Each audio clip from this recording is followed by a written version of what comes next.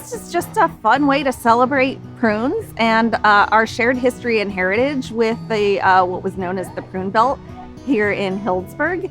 Farm communities, if you've been to one, you get an immediate sense that people are together, that they care about their local industry, they care about the people that live there. In this community, what I've seen is that baseball, this team in particular, in the Prune Packers history, has a great sense of community, and people really respect the heritage and the culture of the team, what the industry used to mean to the area. It's no longer here.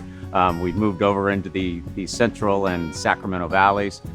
California growers have been producing prunes for over 100 years. And so, of course, our industry, like any other, has had its ebbs and flows.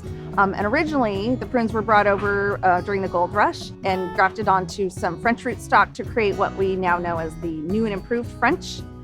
Yeah, well, we have a vision as an industry to seek a world that's enthusiastic about prunes. And we have one of the most enthusiastic prune consumers out there with Rain Thomas, who started National Prune Day. Just taking a note from her and spreading the word about prunes is so exciting and allows us to celebrate that day here in a local community in Healdsburg.